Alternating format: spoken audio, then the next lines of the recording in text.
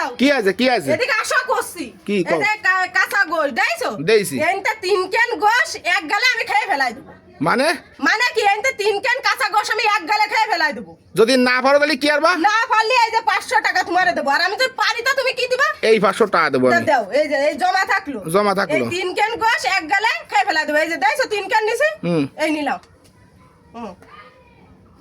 এই ফেলাই দিলাম কই খাইলে না তো এই টাকা আমার কেতা খাইলে না তো তুমি ফেলাই দিলে তো তা আমি কি কইলাম যে 3 ক্যান গোশ এক গালে খেয়ে ফেলাই দেব তো এই যে খাইছি এই ফেলাই দিছি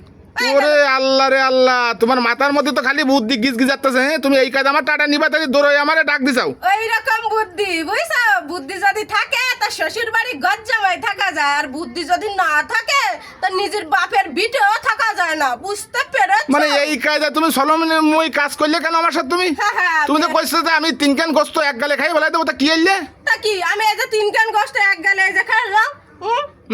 এই ফেলাই দিলাম কথাই কি ছিল 3 ক্যান গোশ খাওয়া ফেলাই দেবো এই যে খাইছি এই ফেলাই দিছি তাই মামলা বাবা তাহলে তুমি কি করলে 3 ক্যান কাঁচা গোস্ত এক গালে খাই ফেলাই দেবো তাহলে মানে এই খাইলে আর এই ফেলাই দিলে সদ গেল আমাদের বিটিকের সাথে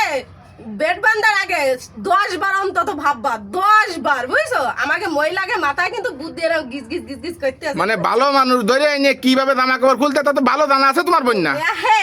এই যে 500 টাকা তুমি কিরম নগদ সকত কিরম নিয়ে নিলে আবার বেড বান্ধা নাই না না না তোমার তো বেড বানবো না তোমার ডাক পাও না তোমার ডাক পাও না সরো সরো সরো এতে সরো বেড যদি বান্ধা তাহলে আসো বেড বান্ধো না না তোমার তো বেড বানবো না যাও সরো